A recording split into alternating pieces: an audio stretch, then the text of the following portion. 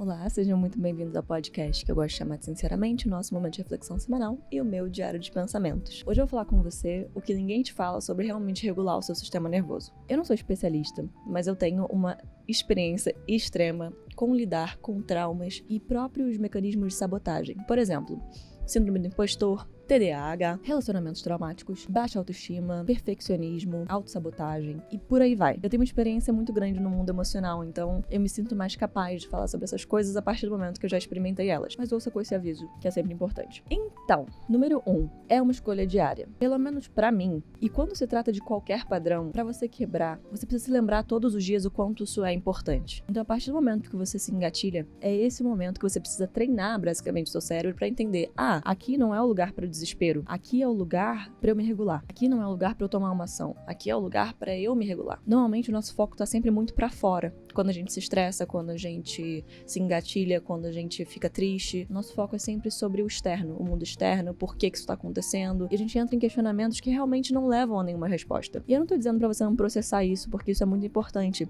Então processe os seus sentimentos e abrace os seus sentimentos. Mas justamente esse é o ponto. A primeira coisa sobre o seu sistema nervoso é que quando você aceita a situação em que você tá, você aceita que você tem certos sentimentos ou certas sensações naquele momento, é aí que você começa a conseguir se regular. Porque você começa a entender a diferença entre sentimento e emoção. O sentimento não é, eu tô com raiva, sabe? Tudo bem, as coisas meio que se misturam, eu entendo, mas uma emoção, muitas vezes, vai ser a raiva, sabe? E o sentimento não, o sentimento pode ser, sei lá, amor. Entende? Em vez de embarcar logo nessa narrativa, seja ela qual for que vem em mente, às vezes a gente fica, nossa, odeio essa pessoa, ou nossa, vou mandar ela pra merda. Mas é importante nesse momento pensar, qual é a minha emoção? E o que tá acontecendo aqui? O meu corpo tá reagindo a alguma coisa. O que o meu corpo tá reagindo? E você não precisa ficar se decifrando na hora. O mais importante, em primeiro lugar, é você olhar pra dentro. Quando a sensação for muito forte e parecer avassaladora, provavelmente é um gatilho, então você precisa olhar pra dentro. Mesmo que não seja, mesmo que seja só uma sobrecarga ou uma irritação, que muitas vezes vai ter. Vai ser válida, sabe? E claro, é super importante você expressar a sua raiva de maneiras saudáveis, ou você abrir espaço pra sentir. Porque às vezes você não precisa psicologizar, às vezes você precisa sentir, e tudo bem. Mas, dito isso, você consegue sentir com você mesmo, sabe? Você não precisa muitas vezes, impulsivamente externalizar isso. Essas emoções muito fortes que normalmente a gente sente, normalmente estão jogando uma luz em coisas que estão mal resolvidas dentro da gente. Nem sempre, tá? Mas em casos, assim, mais específicos, de trauma e tudo, é como se começassem a pisar, assim, em áreas que você ainda não terminou de colocar, a grama não tá plantadinha direito, começa a bagunçar tudo. Então é importante sentir, mas também é inevitável se acolher. Número 2, você tem que fazer sem vontade. Entenda, o seu organismo, sua mente, seu corpo, já está programada de uma forma. Foi assim que você viveu pela maior parte da sua vida. Então como é que você se espera? Simplesmente ligar um botão e mudar tudo. As coisas levam um tempo. Então, sim, a maior parte das vezes, sinceramente, eu não tô motivada pra fazer quase nada. Motivação mesmo é muito no começo, assim, quando tem uma nova ideia, quando tem algo, sei lá, diferente da rotina. Isso porque tem relação direta com o meu TDAH. Porque a dopamina sempre recompensa rápida e tudo isso. Mas, você tendo ou não, a questão não dá pra esperar o dia que você tiver com vontade, sabe? Porque esse dia nunca vai chegar. Passar por um processo de cura e regular seu sistema nervoso e sair daquele modo de luta ou de congelamento, tudo isso são coisas que nunca vão parecer agradáveis pro seu cérebro. Principalmente se ele já se acostumou com mecanismos não saudáveis que funcionaram, entre aspas, muito bem durante a vida toda. Por que eu digo isso? Somente você desenvolveu esses mecanismos em momentos que aquilo fazia sentido. Em momentos em que era quase uma sobrevivência, você precisava disso. Mas vai ver com a sua evolução, às vezes você se vê vendo que esses mecanismos te atrapalham muito mais do que eles te ajudam. E aí talvez seja nessa hora que você possa começar a se perguntar, gente, talvez esteja na hora de eu me libertar disso. Talvez agora eu possa dizer para esses medos e para essas precipitações, calma, eu consigo lidar com isso, fica tranquilo, por mais que a sensação não seja essa. Então, é uma reprogramação completa de tudo que você acredita, de tudo que você foi dito, de tudo que você passou, pra então meio que um novo ciclo e você começar a finalmente entender que o seu corpo tá funcionando de uma forma, sua mente tá funcionando de uma forma que já não é benéfica pra você. E você não precisa ter raiva disso. Eu tinha muita raiva. Eu ficava tipo, por que eu sou assim? Por que eu tenho isso? Mas teve um dia que, conforme eu fui trabalhando na terapia, os ciclos foram se renovando, porque eu acredito que esses ciclos são eternos, a gente vai evoluindo sempre. Eu perdi a raiva. Eu falei, gente, mas cada um tem suas questões e essas são as minhas. Então, A partir do momento que eu aceitei essas questões, foi então que eu consegui melhorar e evoluir como pessoa. E mudar coisas em mim que eu gostaria de mudar a minha vida inteira, mas eu nunca consegui. E eu acredito fielmente que eu nunca consegui porque o meu mecanismo era ser uma general comigo mesma. Era ordenar um monte de coisa, cobrar um perfeccionismo completamente bizarro, colocar metas inalcançáveis em um tempo, assim, tipo, impossível, humanamente impossível. Quanto mais eu não conseguia chegar nesses lugares, mais eu ficava frustrada e com mais raiva eu tinha de mim. Então, eu comecei a entender que eu não era defeituosa, não tinha uma coisa de errada nesse sentido, sabe? Era só eu começar a encarar meus desafios de uma forma que eu acolheria os de uma amiga minha, sabe? Com muito mais carinho, com muito mais consciência. Parecia que eu tinha internalizado o tratamento que algumas pessoas que passaram na minha vida tinham me dado, sabe? Então eu ficava meio que repetindo esse tratamento.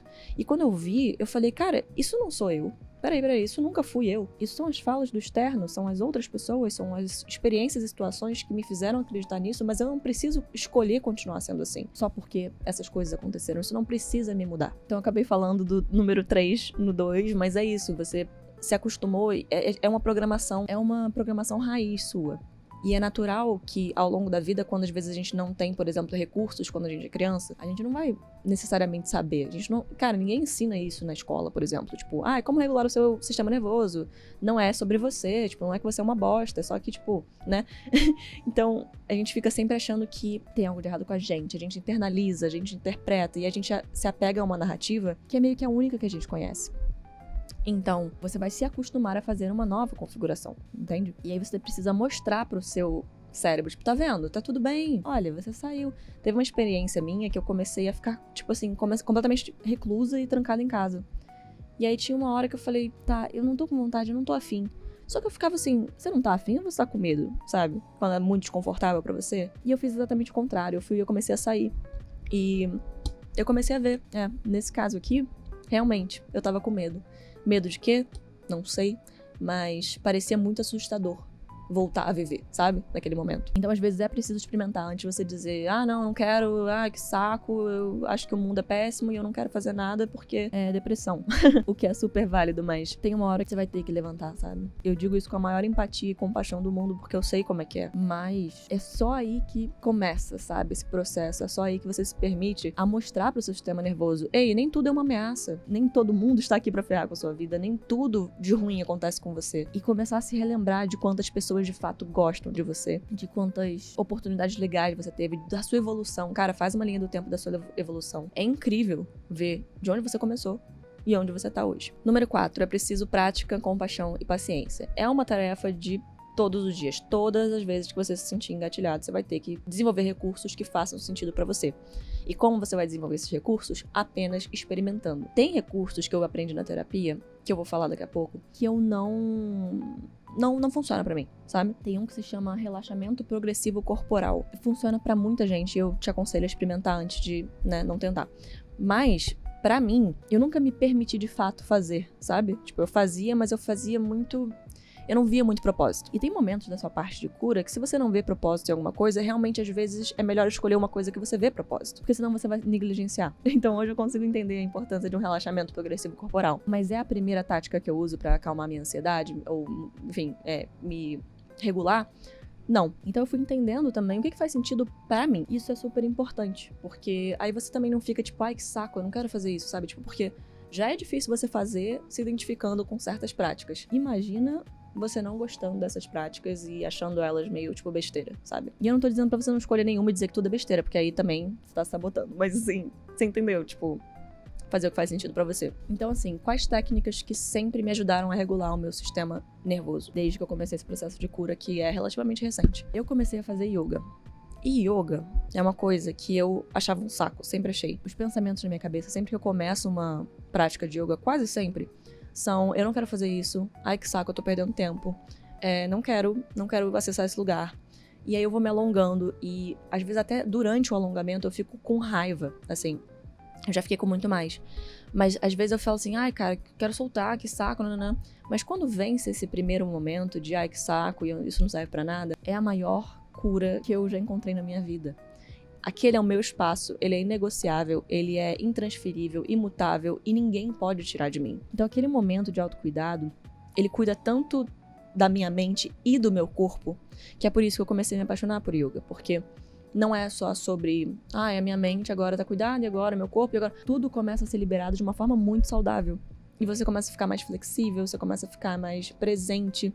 Muda tudo na sua vida, realmente. Eu acho, sim, que isso é benéfico pro funcionamento de uma pessoa que se reprime muito, uma pessoa que internaliza muito das coisas, que às vezes não fala muito, não se expressa sobre as suas próprias vontades ou o que você achou errado.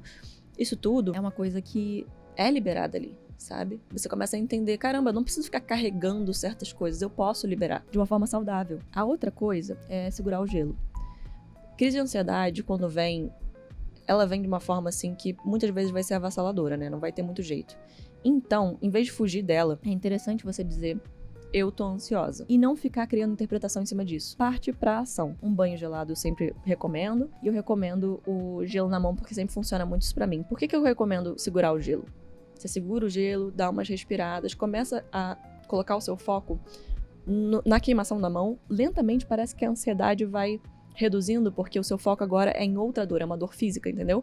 Só que, obviamente, uma dor que não te machuca, sabe? E quanto mais você vai fazendo, parece que mais natural é você parar de interpretar errado e entender que a ansiedade é só uma reação fisiológica. Quer dizer, não sei se é uma reação fisiológica, de fato, mas enfim, é só uma reação, sabe? E é muito interessante ver como a gente interpreta a ansiedade como, tipo, cara, ferrou, tem alguma coisa muito de errado acontecendo, tudo vai dar errado, catástrofe, caos, pânico, medo. Mas quando a gente aceita pelo que é tipo uma reação, né, física, isso é uma outra técnica, inclusive, você observar, em vez de julgar. Você começar a pensar, caramba, meu coração tá batendo, tá palpitando, é meio desconfortável, sim. Mas é só meu coração palpitando. Não é tipo um ataque cardíaco, ou tipo, sabe, uma ameaça de vida. É tipo, é uma palpitação. Isso dizendo, obviamente, se você não tem problema de coração e se você sabe que é um quadro de ansiedade, tá? Mas o mesmo serve pra respiração. Caramba, eu não tô conseguindo respirar muito bem, a respiração tá curta. É só um momento, vai passar. E se relembrar de que vai passar, não sei, pelo menos pra mim parece que passa mais rápido mesmo. Mas é isso, é um costume, sabe? Tipo, você tem que se acostumar a falar com você de outra forma. Então, não é sobre se desesperar e nem sobre se julgar. É sobre você se cuidar. Quem nunca aprendeu a se cuidar, tem que aprender. Então, meditação. Eu sei que é muito desafiadora pra muitas pessoas, mas também cai no ponto de que você tem que fazer sem vontade. Eu hoje, por exemplo, não fiz uma meditação super boa. Minha mente estava muito vagando, ela foi muito curta, e aí eu senti que, tipo, eu quis fazer mais pra dizer, tá, eu fiz hoje. E tudo bem. A meditação, você não começa sendo um monge, sabe? Você tem que realmente praticar. E quanto mais você pratica, mais você vai vendo os efeitos fora do seu corpo. Claro, você vê os efeitos no seu corpo, na sua mente, na sua pessoa, mas você vê também fora. Você vê como as coisas não te estressam tanto. Você fica mais em contato com a sua intuição. Você consegue se escutar mais, entender o que é você e o que é o outro. O que é você e o que tá fora do seu controle. Então, é muito importante, assim, na minha opinião. Tem gente que gosta de escrever, né? Eu gosto de escrever esporadicamente, mas uma coisa que eu comecei a refletir, assim, é que eu gosto muito de gravar áudios. Áudios de, assim, vai ver se tá com, sei lá, raiva ou triste ou alguma coisa que você gostaria muito de dizer pra um amigo seu, mas aí, sei lá, seu amigo tá no trabalho, tá todo mundo bem disponível ou sei lá. Eu comecei a gravar áudios como se eu estivesse falando com uma amiga minha. Tem vezes que eu falo, de fato, com as minhas amigas e tal, mas sabe quando você, tipo, sente, cara, não tô conseguindo, assim, eu não quero falar com ninguém sobre isso, eu quero ficar com isso, Acontece também, quando você quer se preservar e tal. Então é interessante você poder fazer essa informação mover e lavar, entre aspas, sem precisar se expor às vezes. Então você pode, sim, ter esse espaço com você mesmo e ser sua amiga, sabe? E se você puder contar com outras pessoas, maravilhoso. Inclusive, eu acho até que é importantíssimo contar com outras pessoas. Toda vez que você achar que você tá enchendo o saco, pensa 2 vezes, porque você tem direito de expressar frustração nas suas relações. Não sobre as suas relações exatamente, mas sobre a sua vida. Você tem direito de reclamar. E sim, se você reclama o tempo todo, talvez fique chato, sabe? Mas a questão nem é essa, sabe? A questão é que isso nem deveria ser uma questão dentro das relações, entende? Se você está sendo chata com a reclamação ou não. Então é importante você se perguntar assim, poxa, será que eu tô reclamando muito das coisas?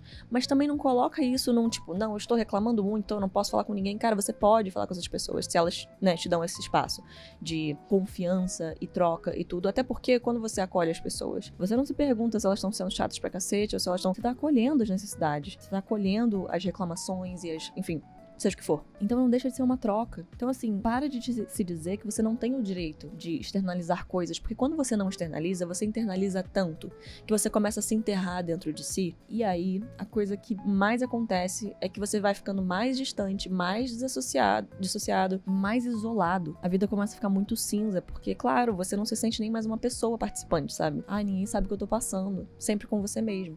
E é claro que você vai poder sempre contar com você mesmo, mas é legal poder se identificar com os outros, ou compartilhar coisas, ou ter um espaço seguro. Isso é completamente natural e você merece esse espaço. Não tem absolutamente nada de errado com você. A questão é, vamos trabalhar nas coisas? Vamos trabalhar nas coisas. Tudo bem. Usa essas técnicas, pesquisa um pouco mais também quais mais técnicas podem fazer sentido. O que não falta é técnica, sério mesmo. Esse conforto de dizer que tem algo de errado com você, que você é imutável, que você é assim mesmo, ou que você não tem jeito, ou que tudo de ruim acontece e tudo mais, não deixa de ser um lugar conhecido, entende? Não tô dizendo que você quer isso pra você, mas o seu subconsciente já reconhece como algo muito mais normal do que, peraí, eu tenho potencial? Caramba, as pessoas gostam de mim? Avalie os fatos. Você diz que ninguém gosta de você. Realmente ninguém gosta de você? Dá uma olhada na sua vida. Dá uma olhada em quantas pessoas realmente te procuram, falam com você, buscam a sua ajuda, o seu auxílio, a sua opinião, querem te ver sorrindo. Pensa no que de fato acontece e não, tipo, internalizar e interpretar. Por exemplo, alguém me traiu ou alguém, sei lá, me roubou dinheiro, me sacaneou, enfim. Mas você não fez nada, entende? O que isso diz sobre você? Que você não é amável, que você foi traída porque você não é tão bonita, ou porque você foi roubada porque você é idiota? Parece só dar mais tiro no pé, sabe? Por que você não começa a não agregar emoções aos fatos? Eu fui roubada, porra, que merda, sabe? Tipo, e sente isso, e tudo bem. Agora, nossa, eu fui roubada e aí isso me torna uma pessoa muito burra. Acontece com todo mundo, sabe? Todo mundo é traído, todo mundo é roubado, todo mundo é enganado, tudo bem. Não tem nada de errado com você. Você pode aprender com essas experiências e não precisa deixar com que elas digam quem você é, porque isso é independente. Você é uma pessoa que não depende do externo nesse sentido pra dizer quem você é. Então para de deixar os outros dizerem quem você é, porque isso, por mais que não pareça, ajuda muito no seu sistema nervoso. Porque quanto mais você tem certeza de quem você é, menos as pessoas conseguem apertar seus botões, ficar mexendo com você, ficar bagunçando o seu emocional, porque você nem autoriza. Isso te traz uma paz de espírito que eu não sei se é encontrada em nenhum outro lugar, sinceramente. É uma paz muito, muito imutável.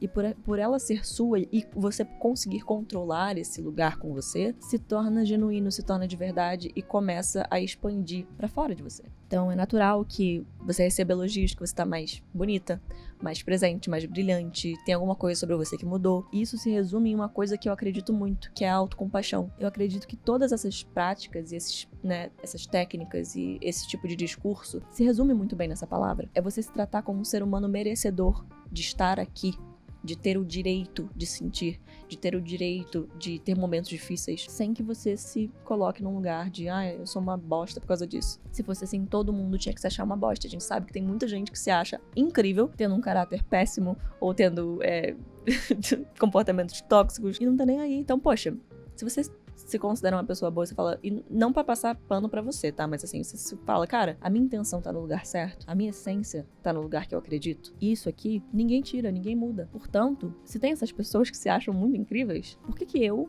com toda a minha boa intenção, com todo o meu trabalho, com toda a minha reflexão, com toda a minha olhada no espelho, por que eu vou ficar dizendo que eu não mereço nada disso, que eu não mereço me sentir bem, que eu não mereço estar em paz? Enfim, espero que tenha feito sentido. Eu te vejo semana que vem com mais um episódio de Sinceramente. Vocês sabem que eu apoiei no ombro e tá doendo pra caramba, né? É porque eu queria fazer meio deitada, mas deitada eu vou ficar assim, entendeu? É um negócio de louco. Beijo.